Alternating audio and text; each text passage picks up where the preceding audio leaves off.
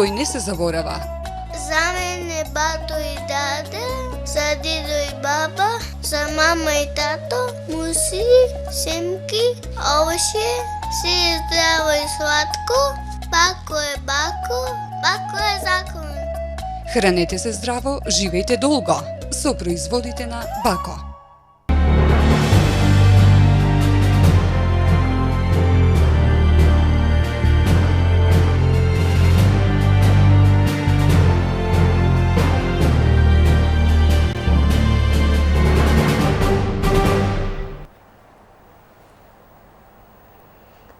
Во денешниот дневник на ТВМ ќе гледате.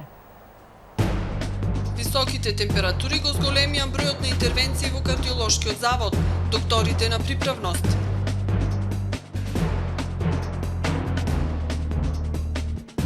Пожарот на Бетрино целосно ликвидиран по акцијата за гаснење која траеше до раните утрински часови. Состојбата на терен будно се следи.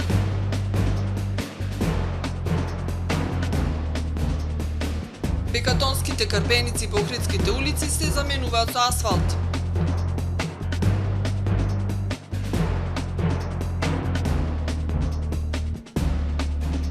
Пожари веснеат во Далмација.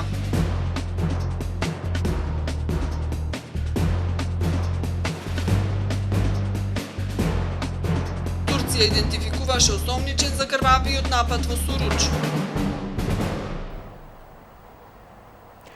За овие како и за останатите содржани во дневникот по временската прогноза. Данкат ви донесува Метео на ТВМ.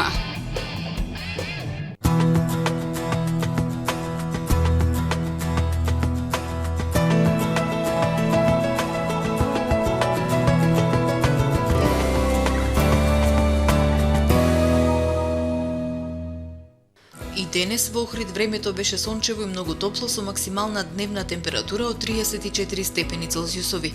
Воздушниот притисок изнесуваше 1015 хектопаскали, а УВ индексот достигна вредност 10. Во среда во областа на Алпите и во Централна Европа времето ќе биде умерено облачно и нестабилно со врнежи од дожд. Во југозападна, јужна и југоисточна Европа времето ќе биде претежно сончево и многу топло. Најтопол европски главен град ќе биде Рим со 37 степени, а најсвежи ќе бидат Осло и Стокхолм со температура од 20 степени. На Балканскиот полуостров утре ќе превладува претежно сончево време со локална облачност и многу топло. Локално ќе се јават услови за слаби локални врнежи од дожд. Максималните дневни температури ќе се движат од 31 до 38 степени. Во Македонија во среда не очекува претежно сончево и топло време со локална облачност. Во попладневните часови во крајните западни и југозападни предели со услови за слаби локални врнежи од дожд. Утринските температури од 13 до 24 степени, максималните дневни од 29 до 39 степени. УВ индексот со вредност 9. Во Скопје утре ќе превладува претежно сончево и многу топло време со локална облачност. Максималната дневна температура ќе достигне до 37 степен. Во Охрид во среда времето ќе биде претежно сончево со локална облачност и многу топло. Во доцните попладневни и во вечерните часови со услови за слаби локални врнежи од дожд и грмотевици. Утринската температура од 18 степени, а максималната дневна ќе се искачи до 34 степен. УВ индексот со вредност 9. Сончевото време и високите температури продолжуваат во Охрид и во деновите кои доаѓаат. Услови за врнежи од дожд од локален карактер ќе има во петок и во сабота. Утринските температури од 17 до 18 степени, а максималните дневни од 33 до 34 степен. Почитувајте ги препораките на медицинските лица и не се изложувајте на сонце во периодот од 10 до 17 часот. Носете лесна и светла облека и секако капа и заштитни очила.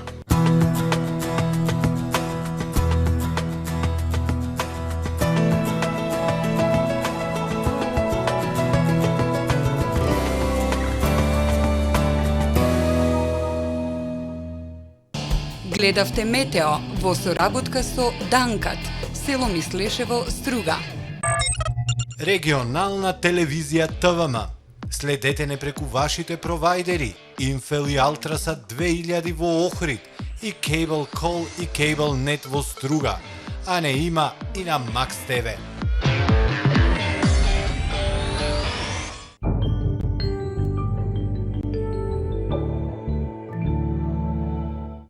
Ново, инвитро оплодување во Охрид. ПЗУ Захариевски во соработка со врвни експерти од Европа. Сите испитувања бесплатно инвитро на едно место. Остварете ги вашите посакувања. Ве очекуваме. Хотел Тино Охрид, спа и велнес центар за совршена релаксација на телото и духот. Во незаборавен амбиент на населбата Свети Стефан уживајте во благодетите на сауна, парна бања, джакузи, фитнес центар, надворешен, внатрешен и детски базен. Убавина на вашето лице и тело со бројни масажи, козметички третмани, ексклузивни пакети, обучени кадри. Дневна карта за користење базени и спа центар е 750 денари. Резервации на телефон 046 209 340. Тино, спа и велнес.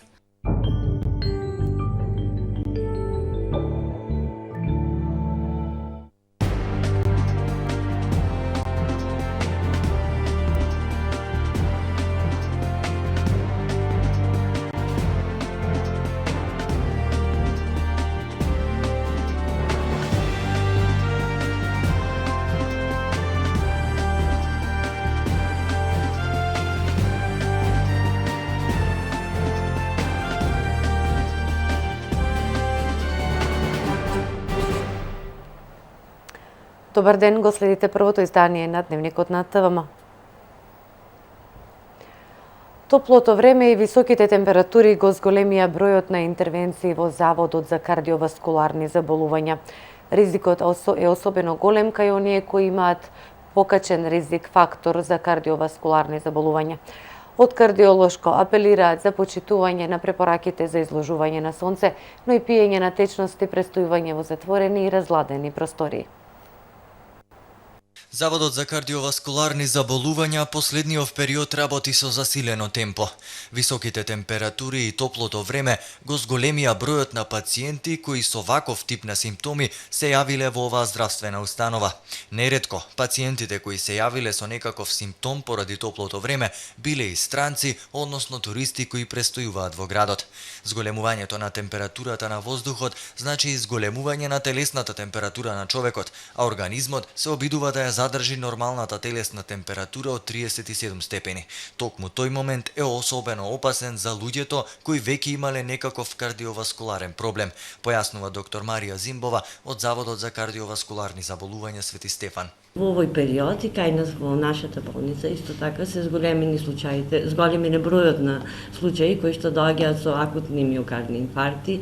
Посебно исто е зголемен бројот на пациенти кои што доаѓаат со некаква градна болка, со варијации на крвниот притисок, значи и на амбулантните, зголемен е бројот на амбулантните пациенти и на пациенти кои доаѓаат за лекување, значи на бројот на пациенти во интензивна нега. Топлото време секој зголемување на температурата и човечкиот организам нормално се труди да се прилагоди на тие топлини, се појачува потењето, со потењето се зголемува пулсот, паѓа притисокот, така да сето тоа ги потенцира сите тие проблеми кај луѓето кои што веќе имаат некаков ризик фактор за кардиоваскуларно заболување и може да доведе нормално до инфаркти. Доктор Зимбова појаснува дека во овие периоди на повисока температура, кога на сила се и препораките за неизложување на сонце во периодот од 11 до 17 часот, треба да се избегнуваат и изразени физички активности.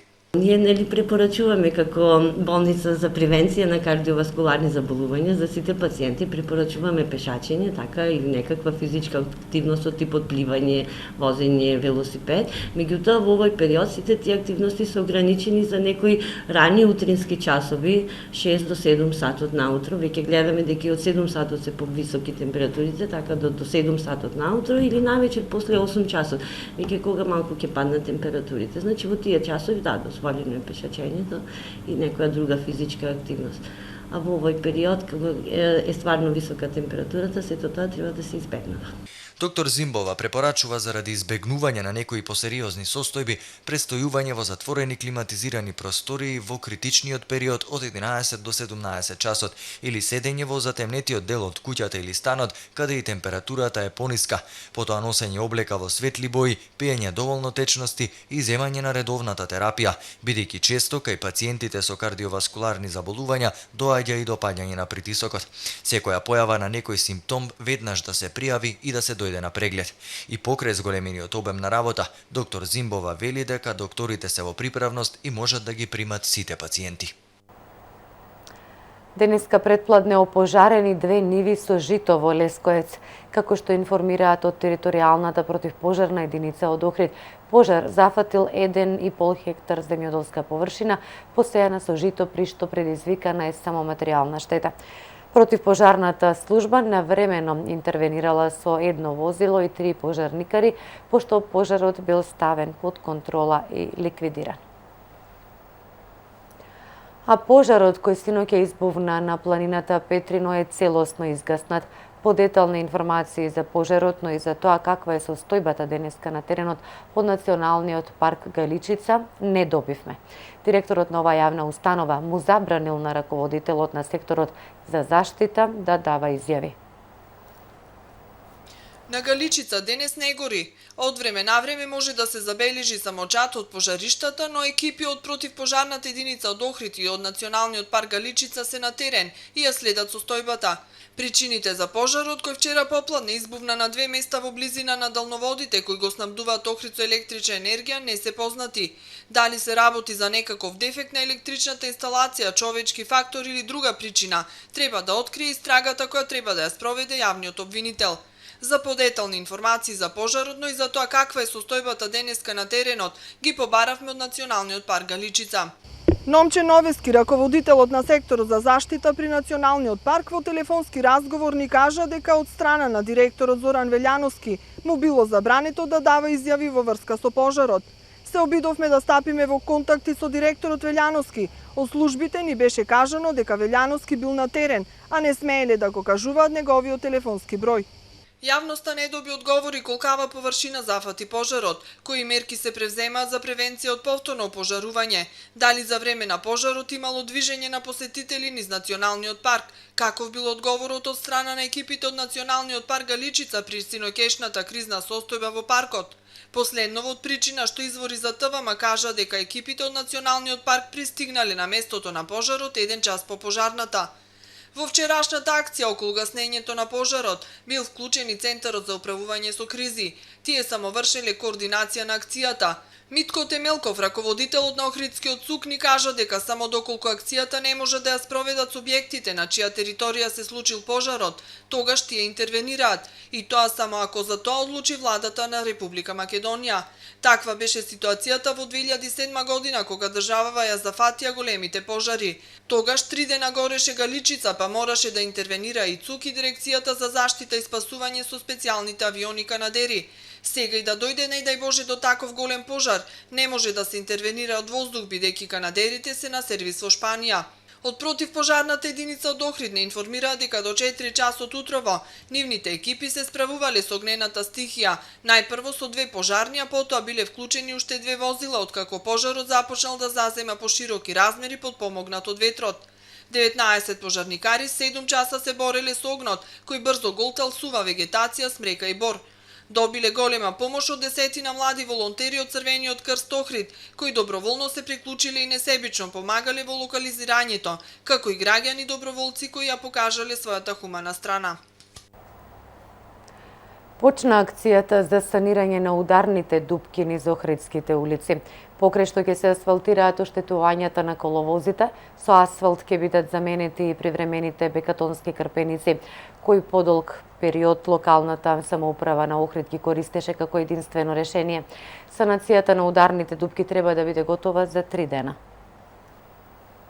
Конечно, бекатонските крпеници на дупките низ локалните улици во Охрид се заменуваат со асфалт.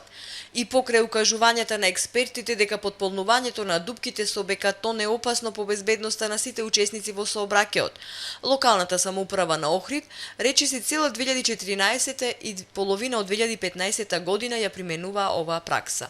Како што нагласи портпаролот на секторот за комунални услуги, улици и патишта Љупчо Таневски, деновиве ќе биде надминат и тој проблем. Со денешната и утрешната акција најпрво ќе бидат опфатени, односно ќе бидат асфалтирани оние простори од асфалтните површини што беа покриени со привремените бекатон плочки, а подоцна ќе се пристапи кон асфалтирање, односно кон крпење на ударните дупки кои што не беа покриени со бекатон плочките. Санацијата на дупките се изведува во отежнати услови за работа поради топлото време. Таневски вели дека тоа го имаат во предвид, но нагласи дека работата мора да се заврши бидејќи во екот на туристичката сезона не е добро туристите да гледаат раскопани улици. Согласно препораките на здравствените установи, работниците, оние физички работници кои што се на терен, меѓутоа и надзорните органи ги избегнуваат овие ударни горештини, прават чести паузи, меѓутоа ова е работа, посебно периодов е работа која што не трпи и бекатон плочките треба да бидат заменети, па затоа се одлучивме и оваа акција да биде брза и во период од 2-3 дена да бидат заменети сите оние површини со бекатон плочки, да бидат заменети со асфалт како што и доликува и треба. На прашањето дали праксата на крпење ударни дупки со бекатон плочки ќе продолжи во иднина, Таневски со одговор. Не сме размислувале, меѓутоа наша интенција е ударните дупки да се крпат со асфалт.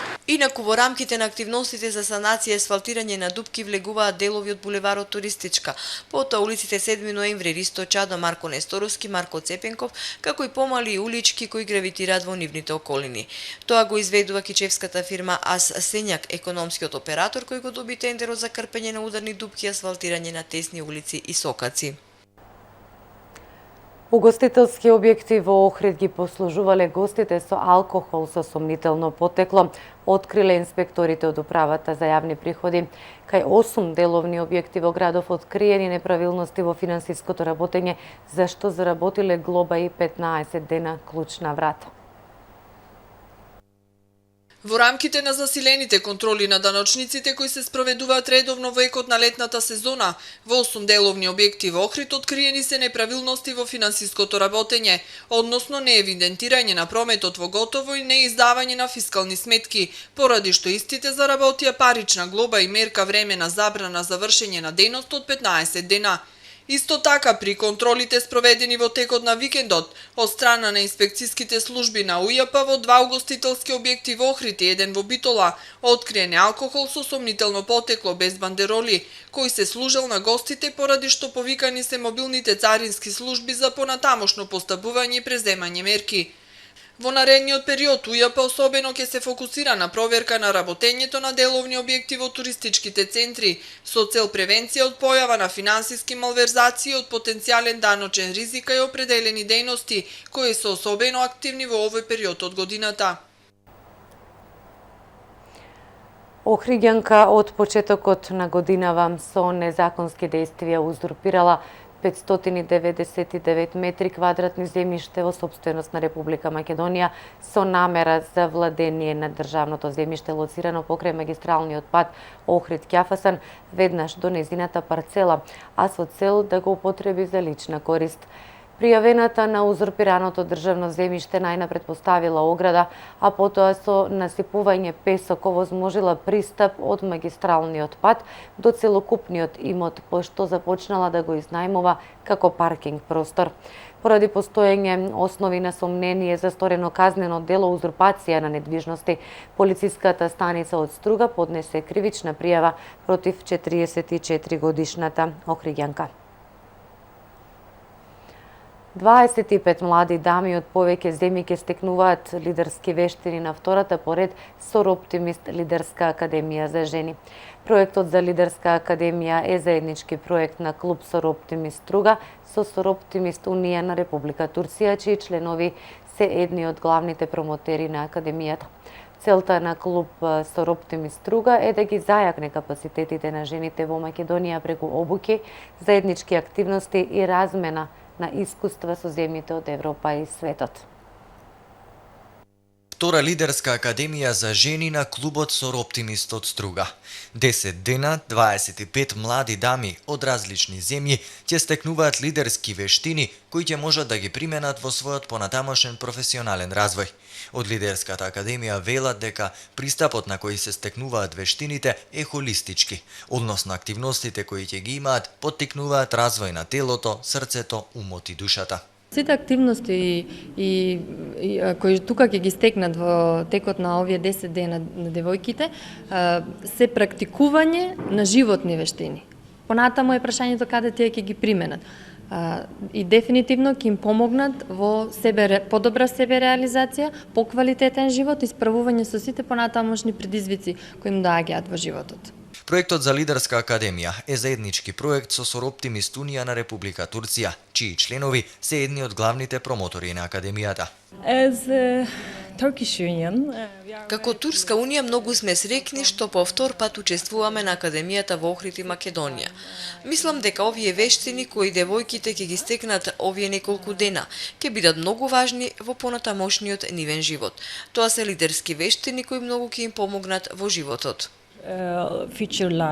Академијата ќе трае до 30 јули, а на неа учество земаат повеќе од 20 учеснички од Македонија, Полска, Данска, Литванија, Косово, Турција и Унгарија, како и 12 предавачи од државата и странство. Синоќа во Трпеца беше отворено 4-тото издание на културно-забавната манифестација на Зајдисонце во Трпеца. На Зајдисонце го организира Сдруженијето за Трпеца со љубов, со поддршка од местната заедница и црковниот одбор, како и бројни спонзори и донатори од Трпеца, Охрид и Македонија. Во присуство на голем број туристи и жители на оваа крајезерска населба, 9-дневното дружење со културата, уметноста и рекреативните содржини во името на градоначалникот на Охрид Никола Бакрачевски и покровителот општина Охрид. Манифестацијата ја поздрави и отвори советникот Климе Шешовски. Со оваа манифестација се спојуваат убавините на Трпеца со активностите на луѓето и се прави еден чудесен спој кој ќе внесе еден нов дух на ова прекрасно место. На Зајдисонце го организира Сдруженијето за Трпеца со љубов со поддршка од местната заедница и црковниот одбор, како и бројни спонзори и донатори од Трпеца, Охрид и Македонија. По чинот на отварањето присутните имаа можност да се запознаат со уметникот Павел Целковски, кој по потекло е од Трпеца и секако со неговите прекрасни графики. Вечерта со својот настап ја збогати ансамблот Билјана. Денес започна и школата за пливање со професорот Сонја Думбаловска Делова, а професор Габриела Неделковска од вечерва ќе раководи школата за англиски јазик. Во вечерниот термин од 20 часот и 30 минути ќе биде прикажан документарниот филм Тајните на Охридското езеро, а за собствените најнови подвизи ќе зборува меѓународниот нуркачки инструктор Милутин Секуловски од клубот Амфора. И време е да ги погледнеме најновите наставни случувања во регионот и во светот. Турција соопшти дека идентификуван осомничениот за бомбашкиот напад во кој беа убиени 32 луѓе, а десетици беа повредени. Премиерот на Турција Ахмет Давутоглу денеска изјави дека се истражуваат меѓународните и домашните врски на осомничениот. Тој рече дека постои висока можност вчерашниот напад во пограничниот град Суруч да го предизвикал бомбаш самоубиец поврзан со организацијата Исламска држава. Весникот Хуриет пак објави дека нападјачот била 18 годишна девојка, но за тоа веднаш немаше официјална потврда. Давутоглу најави дека утре турските власти ќе одржат состанок на кој ќе се разгледаат дополнителни мерки за безбедност на границата со Сирија. Полицијата во Истанбул употреби солзавеци водени топови за да ги растера демонстрантите кои ја обвинија владата дека била одговорна за самоубиствениот напад што вчера се случи во Суруч. Некои од демонстрантите извикуваа смрт за Исламската држава и соработникот Ердоган. Протестите во Истанбул главно беа мирни, но некои од демонстрантите почнале да фрлаат шишиња и камења врз полицијата. Слични протести имало и во Анкара и Дијарбекир. На полуостровот Пелјешац покрај местото Пијавичино во Хрватска доцна синоќа избувна голем пожар. Евакуирани се над 50 жители до чии куќи се приближил пожарот заради силниот ветер. Евакуирани се и жителите на островот Корчула. Според очевидци голем проблем представува главната трафостаница на Корчула, која е обиколена со огнот и постои опасност да експлодира, со што би се предизвикала голема катастрофа. Пожарот се гасне од страна на сите расположливи сили, а затворен е патот Јањина-Пијавичино. Пожарот почнал да се приближува и кон Трстеник, а сите негови мештани се евакуирани. Гори густа борова шума, а пожарот се гасне со канадери. Нема потврда за повредени лица. Пожарот во Смоквица на Корчула избувна во саботата доцна попладне, а до синоќа изгореа повеќе од 500 хектари борова шума. Северна Кореја денес соопшти дека не е заинтересирана за постигнување на нуклеарен договор по примерот на Иран, инсистирајќи на тоа дека земјата веќе поседува нуклеарно оружје и дека не е логично да се споредува со Иран. По историскиот договор за иранската нуклеарна програма, со кој Иран се откажува од развој на нуклеарно оружје во замена за симнување на меѓународните санкции, властите во Пјонкјанг отфрлија секаква можност Северна Кореја да биде следна. Дали Каталонија е на пат да стане нова европска држава? Сепаратистите во Каталонија денес соопштија дека се подготвени да прогласат еднострана независност во случај Мадрид да се обиде да го блокира процесот на отцепување, што се надеваат дека ќе го почнат доколку регионалните избори во септември бидат успешни. Шпанската конзервативна влада остро се спротивставува на независноста на богатиот североисточен регион Каталонија, што сака да го следи примерот на Шкотска и да изјасни за својата политичка иднина, наведуваат француските медиуми. Алијансата на просепаратистички партии сака регионалните избори да и послужат како де-факто референдум на кој заедно ќе настапат, залагајќи се само за едно прашање, а тоа е независност. И тука е крајот на првиот дневник на ТВМ, почитувани гледачи. Наредното информативно издание е дневникот за лице со оштетен слух. До тогаш, благодарам за вниманието. Пријатно.